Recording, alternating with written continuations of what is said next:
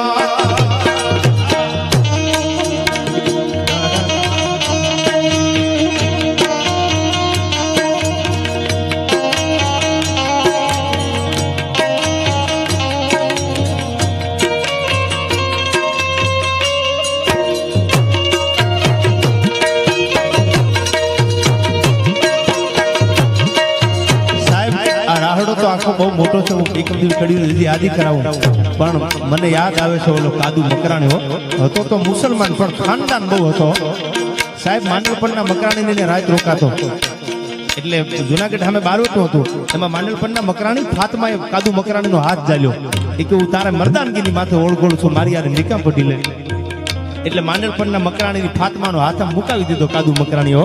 એ કે હું કાદરબક્ષ જુનાગઢ સામે બારવટે નીકળ્યો છું, કોઈની બેન દીકરીની આબરૂ લેવા કાદુ નથી નીકળ્યો સાહેબ. આના રાહડા લખાય હે હે કરીને હામાં ઊભા રહી જાય ને પાવૈયા કુદી ફીર ન થાય.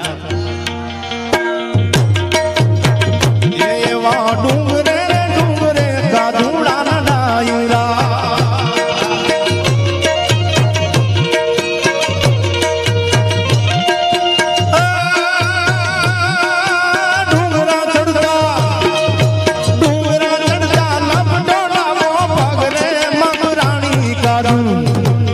તો ડંગો રે દીધો છે હોરઠ દેશમાં, તો ડંગો રે દીધો છે હોરઠ દેશમાં.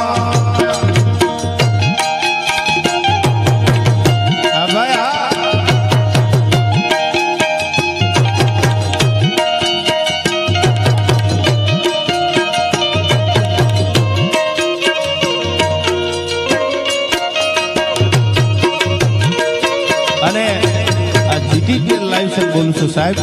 જોગીદાસ ખુમાણની વાત એક નહીં પણ ગરાસિયા રાજપૂતોએ કાઠીને ઘણો ટેકો દીધો છે ભાઈઓ. એના હજારો દાખલા છે. અને વાવડી રામવાળા માટે આ બે કડી યાદ આવે.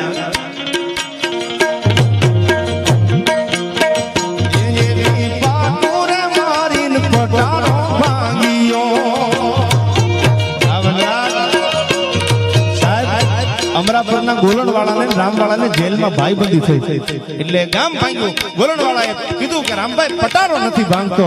અરે તારી ભલી થાય, તારી ભલી ગોલણભાઈ, હું વાવડી રામ છું એમ કરીને ડાબા પગે માર્યું ઠેમુભાઈ. હા શું કહે છે? એ એવી પાટુરે મારીને પટારો ભાંગ્યો.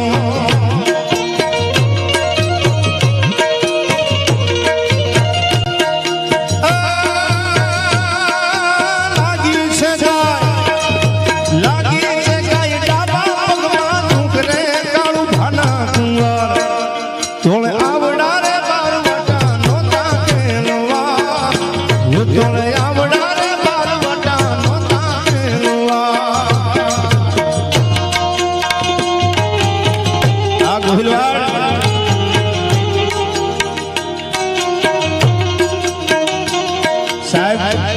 સિંહણના પાદર સુધી જેથી વેરડું મૂકવા જોગીદાસ આવ્યા ને તેથી રાજપૂતાણી પડદાને માગો કરી અને જોગીદાસના ઓવારના લીધા હતા કે જોગાભાઈ તારું બારવટું એક દી હોનાની મૂછે પાર ન પડાવું તો હું રાજપૂતાણી ન કહેવા હો. આ મજા હતી ભાઈ.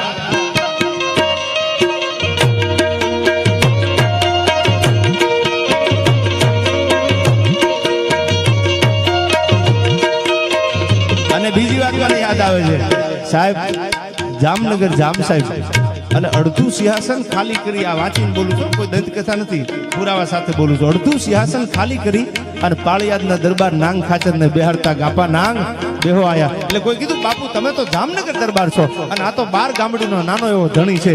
અને તેથી જામ સાહેબ કહેતા હતા કે એની ઘોડાહરીમાં એક ઘોડી જોઈ અને મેં એક વાર અને બીજી વાર એમ કીધું કે નાંગભાઈ ઘોડી બહુ રૂપાળી છે. એ કે બાપુ હવે કાંઈ બોલો તો મારા લોહીના હમશે જામનગર કાલ મોકલાવી દો. આ મજા હતી ભાઈ.